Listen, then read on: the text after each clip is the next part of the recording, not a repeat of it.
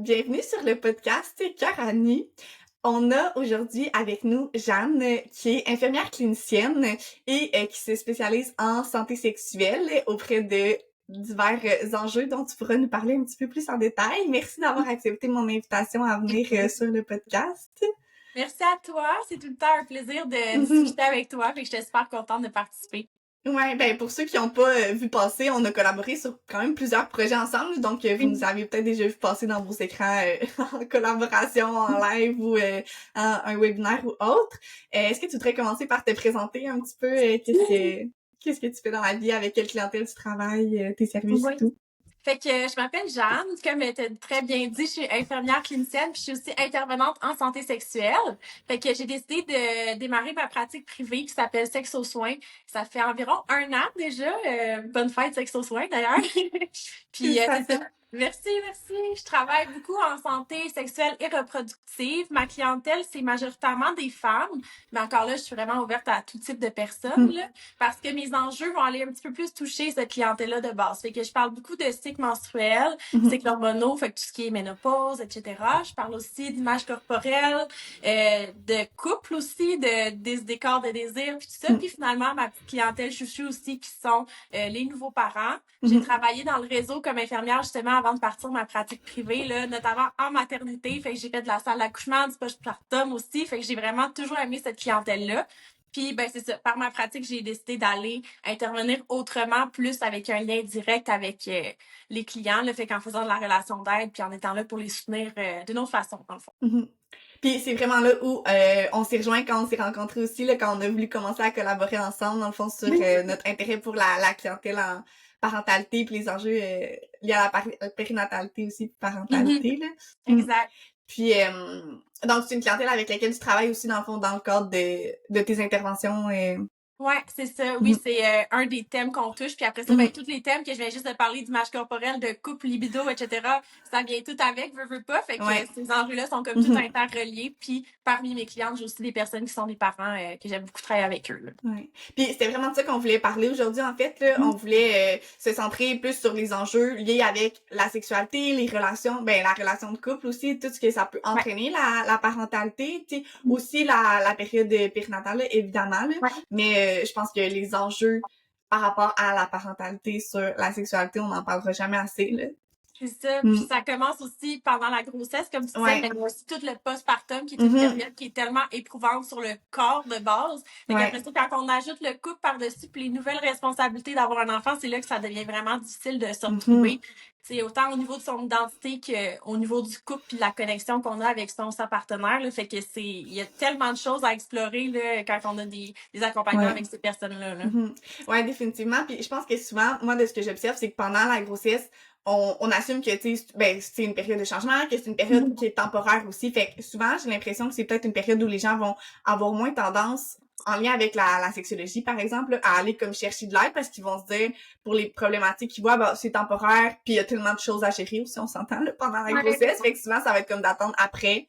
Puis moi, la clientèle que je vois le plus, ça va être peut-être après comme 1 an, 2 ans, 3 ans après avoir eu des enfants, quand là, c'est comme, finalement, la problématique, tu sais, c'est pas réglé juste avec le temps. Fait que là, maintenant, faudrait peut-être comme agir puis aller chercher plus d'aide pour augmenter notre satisfaction sexuelle, là, si on veut, là. Toi, je sais pas qu'est-ce que tu observes le plus, tu sais, en consultation comme clientèle ou...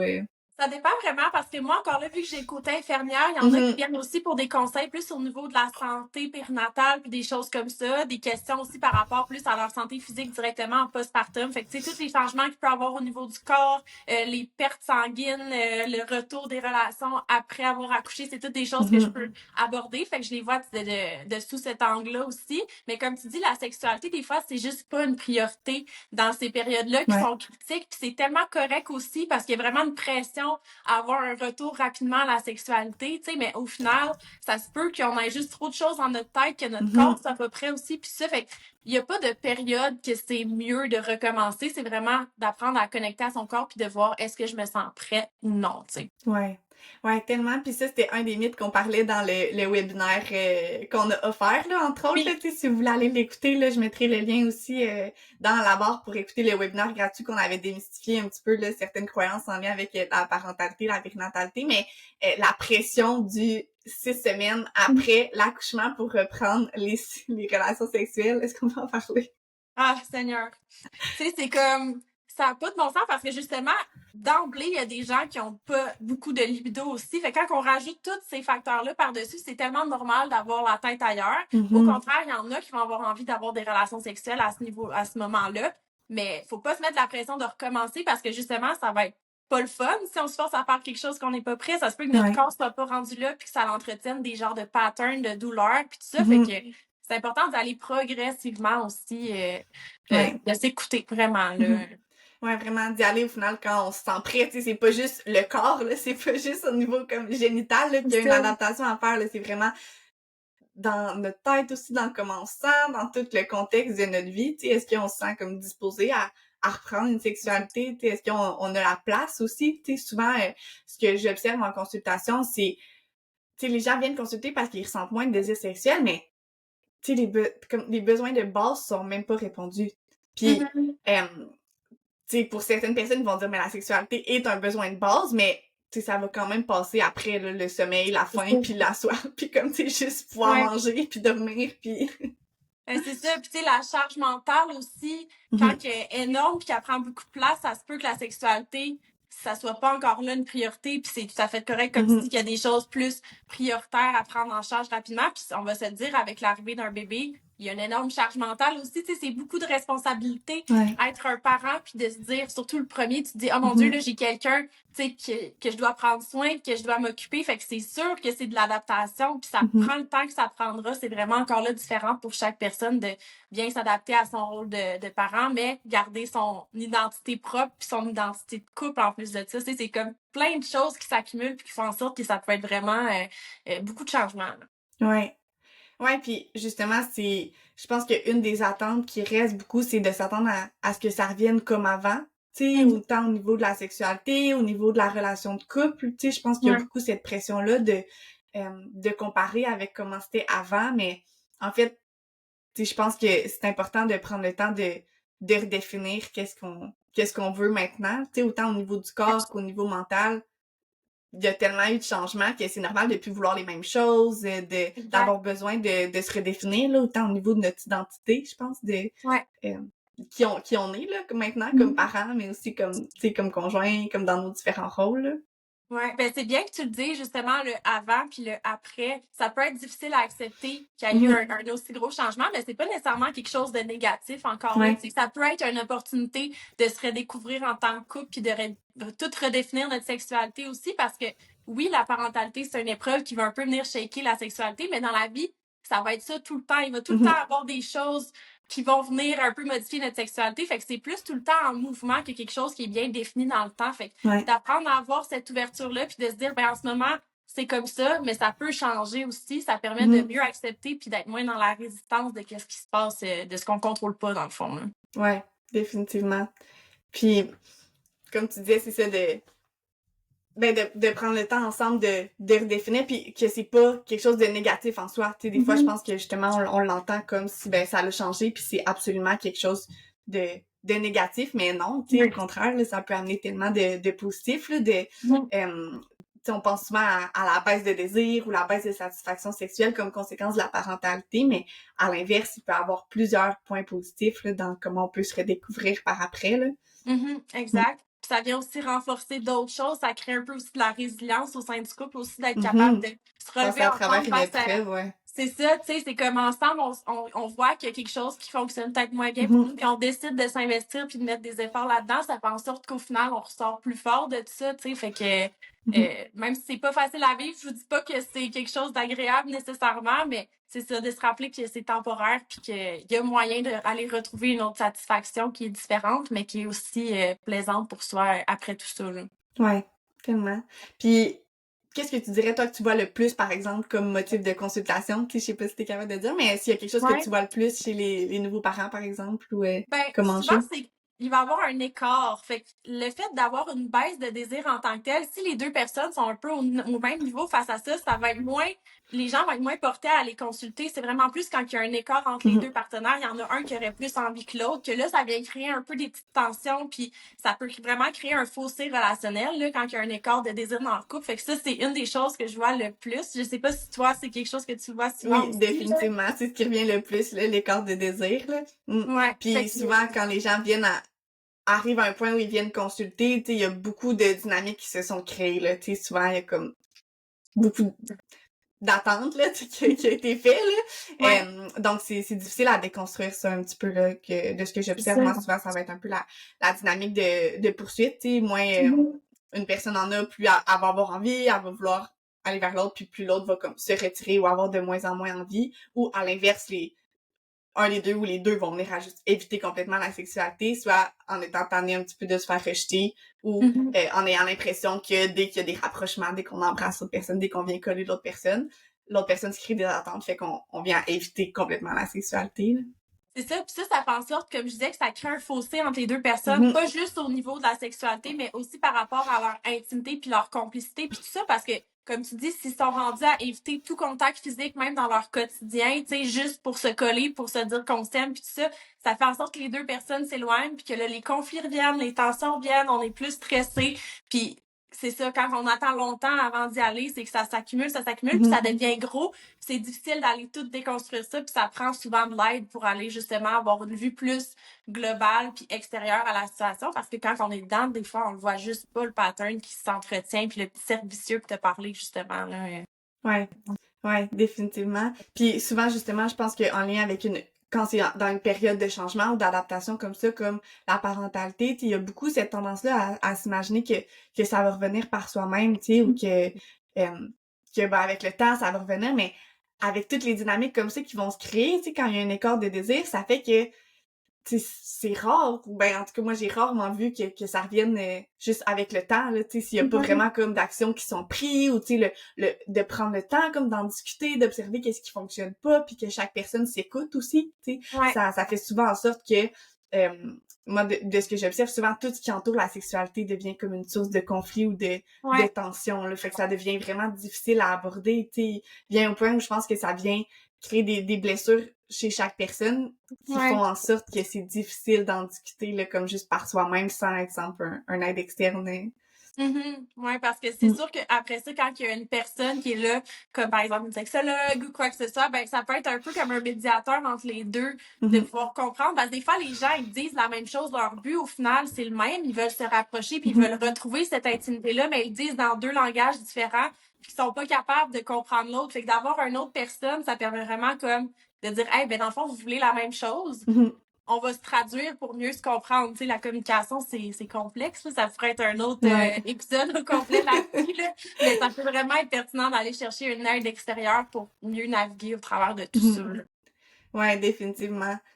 Puis oui, c'est vraiment d'avoir une personne qui est là pour comme traduire, là. Je sais plus qui disait qui avait souvent le rôle de traductrice, là. Je pense que c'était Lauriane Hélène de Maman Sexo qui disait ça, si je me trompe pas. Mais c'est vrai, en fait, c'est que souvent une personne va dire quelque chose puis avoir l'impression que c'est tellement clair pour l'autre, mais ça va être entendu d'une façon complètement différente, en fait, là, tu sais, dès que ça vient comme chercher certaines émotions, blesser, ou si ça vient toucher une petite corde un petit peu plus sensible, là, souvent on va l'entendre d'une façon qui est pas du tout, tu sais, ce que l'autre personne a dit au final, là. Ouais, exact. Fait que c'est ça. Je pense que la communication peut devenir vraiment difficile puis tendue aussi. Fait que c'est important de l'aborder si on a le temps puis l'énergie de s'investir dans un processus pour prendre soin de ça. Ça vaut la peine d'y aller dans les débuts. Pas attendre qu'on soit sur le bord de la séparation pour aller consulter, tu sais. Ouais. Puis souvent un exercice que j'aime donner un petit peu au couple, tu sais, s'ils veulent juste se pratiquer à communiquer, c'est juste de se pratiquer à valider ce que l'autre personne a dit. Tu sais, juste de comme répéter, là, tu sais, je pense que c'est quelque chose que plusieurs professionnels font un peu en consultation, tu sais, peux-tu comme répéter qu'est-ce que l'autre personne vient de dire? Puis souvent, justement, tu sais, la personne va l'avoir entendu d'une façon complètement différente, là. Fait que c'est juste des fois quand la personne nous dit quelque chose, tu sais, même si ça vient nous chercher, de juste essayer de valider, tu sais, moi, c'est ça que j'entends, est-ce que c'est vraiment ça que tu veux dire, là? Ouais. Non, c'est vraiment un bon truc pour vrai. Ouais.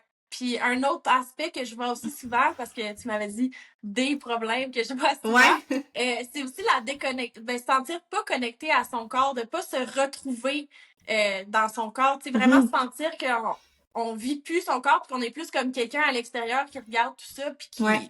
qui sait plus trop comment se retrouver, tu sais. Puis ça peut être causé par plein de choses, comme un accouchement qui se passe un petit peu moins bien.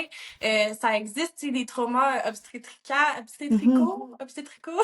Ouais. Puis, tu sais, ça peut venir vraiment avoir des conséquences à ce niveau-là. Puis juste, même un accouchement qui s'est super bien passé, c'est quand même quelque chose, là. C'est fou, là. Mhm. Tu sais, le corps, il se modifie, puis tout ça. Fait que ça se peut qu'on se reconnaisse plus, puis qu'on a à se redécouvrir encore là, redécouvrir notre corps, soit en solo par rapport à la sexualité ou juste comme redécouvrir qui on est puis comment Mhm. on se sent dans notre corps. T'sais. Fait que ça va venir à affecter l'image corporelle aussi. Ça peut être plus difficile de s'adapter à ces changements-là puis tout ça. Fait que ça, c'est une autre raison de consultation que je vois assez fréquemment. Là. Ouais, ouais, c'est tellement intéressant parce que justement le fait d'avoir partagé aussi son corps, tu sais, entre autres comme femme, de l'avoir partagé pendant comme 9-10 mois avec un autre être humain aussi, tu sais, Ouais, c'est de se le réapproprier après, en fait, là, de c'est ça. prendre le temps de OK, là, maintenant, je suis rendue seule dans mon corps à nouveau, tu sais. Oui. Puis c'est beaucoup de sacrifices à faire, là, pendant la grossesse aussi, justement, en lien avec, tu sais, tu veux le mieux pour ton bébé. Fait que, il y a beaucoup de décisions qui sont prises en fonction de ça aussi, là. Mm. Ouais.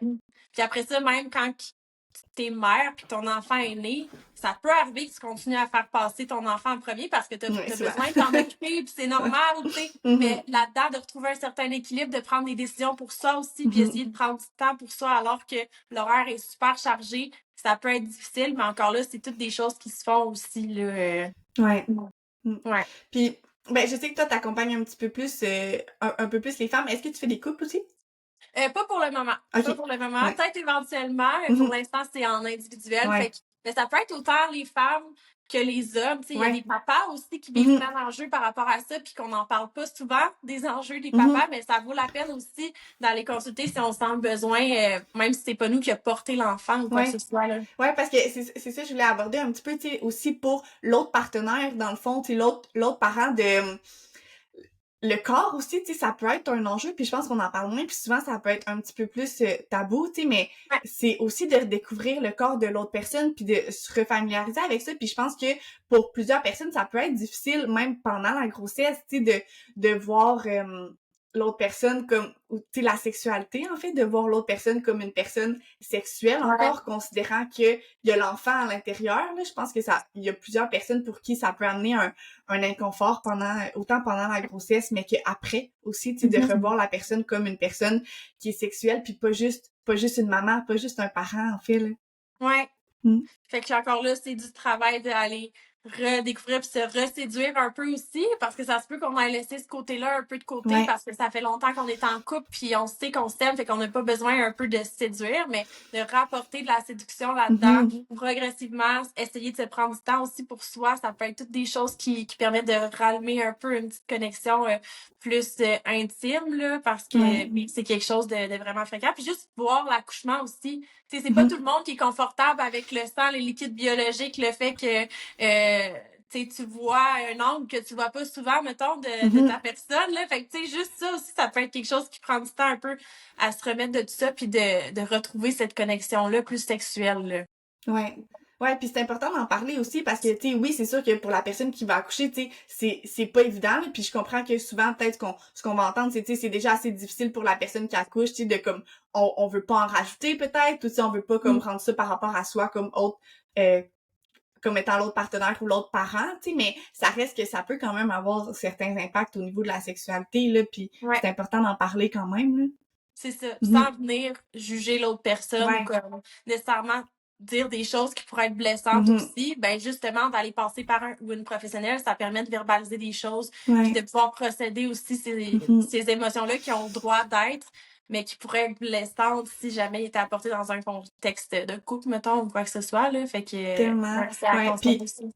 Puis l'important, je pense, d'en parler, tu sais, quand c'est possible, là, en amont un peu, là, tu sais, s'il y a des Ouais. craintes ou, tu sais, de se préparer un petit peu à ça, je pense, là, c'est important le plus tôt possible, on peut commencer à penser à ça puis à considérer, tu sais, même juste penser à, quand on est dans la période là, de grossesse, tu sais, qu'est-ce que je veux voir, tu sais, qu'est-ce que je veux comme regarder quel rôle que je veux avoir, en fait, dans l'accouchement, là, aussi, c'est vraiment important, là. Ouais, de savoir comment ça se passe, puis de là l'importance d'avoir des préparations à la naissance. Tu sais, des fois c'est difficile d'avoir accès, puis c'est pas tous les services prénataux qui sont les mêmes aussi, qui vont apporter les mêmes informations puis tout ça. Fait que l'accès à de l'information de qualité avant l'accouchement, ça peut être super pertinent pour prévenir ça en fond là. Ouais, définitivement. Puis sinon même par après aussi, tu sais, je pense que c'est ça d'avoir des fois une personne peut-être externe là, à qui on peut en parler plutôt que juste l'autre partenaire qui a aussi, tu sais, parce que comme tu disais, ça peut être blessant des fois aussi, là, puis si on a déjà des difficultés avec l'image corporelle, tu sais, on veut pas non plus venir comme en rajouter, fait que de trouver une personne de confiance, de personne avec qui on se sent à l'aise d'en discuter, là, ça peut être important pour... Ouais, vraiment. Puis en parlant de réseau, justement, de personnes, puis tout ça, des fois, les familles, aussi les nouvelles familles, peuvent avoir tendance à s'isoler, tu sais, se créer comme un petit cocon dans la période postnatale parce que c'est tellement intense, puis justement, tu sais, avec le congé de parentalité, que t'es tout le temps 24 heures sur 24 en dedans avec ton enfant puis ton partenaire seulement, ça peut devenir aussi un climat propice pour avoir des symptômes un peu de santé mentale là, qui sont pas super faciles à gérer. En plus de toute la chute d'hormones post-accouchement, puis tout ça, ça peut faire comme un beau cocktail qui fait en sorte que c'est vraiment difficile au niveau des émotions puis tout ça. Fait que de pas se gêner d'aller chercher de l'aide puis de demander du soutien si on a la chance d'avoir des personnes autour de nous, je pense que c'est super important, tu sais, parce que comme je disais, c'est ça, c'est vraiment facile d'aller s'isoler puis de rester dans son petit cocon puis de pas être capable de ressortir de tout ça, là. Ouais, tellement, c'est tellement important pour vrai, le réseau de soutien, je pense que c'est une des choses qui est le plus important, tu sais, puis qu'on dit que ça prend un village pour élever un enfant, tu sais, c'est ça, puis souvent, autant des gens avant d'avoir des enfants, par exemple, ou pendant la période de grossesse, tu sais, vont, ou même après, ils vont se questionner sur, mais tu sais, on fait quoi si on n'a pas de famille comme proche ou si on n'a pas cet entourage-là, ou tu sais, si nos amis ont déjà tous des enfants puis sont déjà tous dans le jus puis ont pas le temps de nous offrir ça, mais tu sais, ici, au Québec, on a la chance d'avoir tellement de services, là. Puis j'accompagne souvent des personnes qui sont, par exemple, des nouveaux arrivants, tu sais, de plusieurs régions. Puis il y a trop de personnes encore qui sont pas au courant qu'il y a plein de ressources qui existent, tu sais. Puis je sais que même en considérant avoir des enfants, des fois, c'est déjà une préoccupation, là, tu sais, même avant la grossesse, de se dire, mais là, comment on va faire ici en étant seuls les deux puis en n'ayant pas d'entourage? Mais il existe plein de ressources, là, puis il y en a plusieurs des communautaires, là. Puis pour vrai, moi, ça l'a complètement changer mon expérience, mais il existe tellement de soutien là, qu'on peut aller chercher, autant des personnes qui peuvent venir à domicile, des maisons de la famille, il y a d'autres, tu sais, il y a des activités pour les nouveaux parents, pour les nouvelles mamans, tu sais, il y a des répits qui existent aussi, là, il y a vraiment plusieurs aides, là, tu sais, c'est pas même quand on n'a pas la famille ou les amis, tu sais, il y a plusieurs options qui restent disponibles. Puis c'est important de, tu sais, ça peut être gênant un peu pour les personnes d'aller chercher de l'aide comme ça, puis de reconnaître comme que, ah, ben, j'ai besoin de soutien supplémentaire, parce qu'il y a aussi un peu la fausse croyance que, ben, on devrait être capable de s'occuper tout seul de toutes nos affaires, puis de remplir tous les besoins de notre famille, puis des enfants, puis tout ça, alors qu'au final, des fois, c'est juste pas possible, puis justement, ces ressources-là, ils sont là pour ça. Fait qu'il y a personne qui va juger personne d'aller chercher les ressources disponibles, au contraire, je pense que c'est important d'être capable de reconnaître nos limites puis de voir quand là c'est trop pour éviter de tomber dans des patterns justement de santé mentale puis de problèmes qui peuvent être plus difficiles à vivre là, à long terme. Là. Ouais, tellement. Puis je pense que des fois, on a tendance à avoir, ben beaucoup de gens ont tendance à pas vouloir déranger, à avoir peur d'aller chercher de l'aide, ou se dire ben tu sais non, j'en ai pas réellement besoin, je vais laisser ces ressources-là pour les gens qui en ont réellement besoin, mais tu sais, on n'a pas besoin d'attendre d'être au fond pour aller chercher des ressources là. En fait, là, dès qu'on sent que ça nous ferait du bien là, tu sais, un peu d'aide, on n'a pas besoin d'aller vraiment mal pour aller chercher de l'aide. En fait, là, je pense que ça, c'est une des choses principales à retenir, là, tu sais, on peut y aller, on peut prévenir, en fait, là, ça aussi, là. Ouais, vraiment. Puis, tu sais, les personnes qui travaillent là, c'est toutes des personnes qui ont à cœur la maternité, la famille, etc. Fait que c'est toutes des personnes qui vont super bien recevoir aussi, puis qui vont être contentes de pouvoir contribuer puis d'aider dans leur travail. Ouais, puis d'avoir des endroits où on peut partager avec des gens qui vivent la même chose, là, je pense que c'est ce que beaucoup de gens recherchent, là, tu sais, de sentir que qu'ils sont pas seuls, tu sais, dans tous les enjeux, là, autant que j'en parlais dans d'autres podcasts par rapport à la sexualité, mais c'est tellement la même chose par rapport à la parentalité, tu sais, de savoir que on n'est pas seul là à avoir, tu sais, à de la difficulté là à comme joindre les bouts puis à naviguer à travers les différents rôles, puis à gérer la charge mentale, puis toutes les responsabilités qui viennent avec un enfant, là. Donc, de savoir des fois que, c'est ça, ben, il y a plusieurs personnes qui vivent la même chose, en fait. Ça peut tellement faire du bien, là.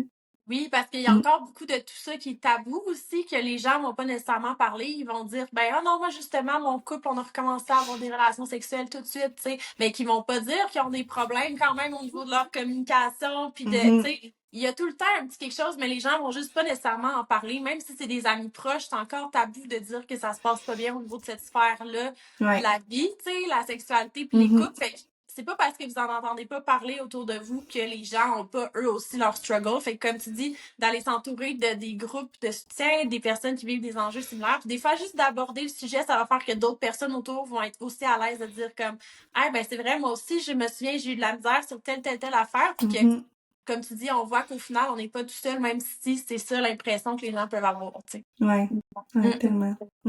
Puis au niveau de... Tu parlais un petit peu tantôt de l'image corporelle, tu sais, c'est quoi que tu vas voir le plus à ce niveau-là, tu sais, qu'est-ce que... Ben, c'est qu'il y a vraiment des changements. Tu sais, les changements, on pense souvent à la grossesse. Que là, il va avoir le ventre, les seins, mais il peut aussi avoir des changements en postpartum auxquels on s'attend pas nécessairement.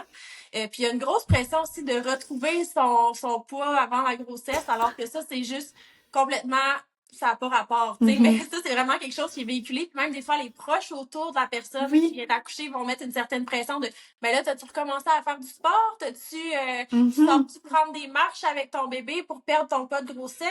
Tu sais, faire des commentaires sur le corps de quelqu'un qui vient juste d'accoucher, c'est tellement inadéquat, puis ça l'entretient ça justement les difficultés avec l'image corporelle, puis ça peut mettre beaucoup de pression puis de culpabilité à quelqu'un qui est comme qui est pas capable de perdre son poids de grossesse, alors que finalement, pourquoi on devrait avoir à comme retrouver un corps, tu sais, la grossesse en tant que telle, c'est quelque chose de fou qui se passe pour le corps, fait que c'est sûr qu'il va y avoir des modifications, puis ça devrait pas être un standard de devoir essayer de retourner à un certain poids, puis c'est pas parce que ton corps retourne pas à l'état qui était avant la grossesse que tu prends pas soin de toi ou que tu te négliges ou quoi que ce soit, tu sais, ça a vraiment aucun rapport, là. Tellement. Tu sais, je pense qu'on a, de plus en plus, on a conscience dans la société que faut arrêter de commenter toujours le poids, le physique des gens, mais on dirait que ça s'est pas encore appliqué comme au contexte de grossesse puis de post-grossesse, là. Tu sais, c'est encore trop normal de commenter le corps d'une femme enceinte puis de juger elle a l'air d'être à combien de semaines, de deviner, de commenter tu sais, la bédaine est grosse, pas grosse selon le nombre de semaines de grossesse, puis de commenter le poids après grossesse aussi, ou de tellement mettre l'emphase ou de poser des questions par rapport à reprendre le poids d'avant, là. C'est ça, ouais. Puis comme tu dis, pendant la grossesse aussi, de commenter la grosseur du ventre de la maman, ça peut être reçu très difficilement, même si tu dis t'as une petite bedaine, tu penses que c'est quelque chose qui va être gentil puis qui dit que mais au final ça peut mettre full de pression à une personne que justement son bébé prend pas assez de poids puis que là ça l'inquiète, tu sais, tu sais pas qu'est-ce que la personne a vit, fait que juste de pas commenter c'est vraiment mieux d'après moi. Ouais. Tu sais, ça peut être difficile, mais pour vrai, ça peut tellement être des commentaires qu'on garde pour soi. Genre, c'est... Ouais, exactement. Parce que ça amène rarement quelque chose de positif pour l'autre personne, là, en fait. Là, je pense qu'il faut comme juste normaliser d'arrêter de commenter toujours les poids puis le physique comme puis l'apparence des gens, là.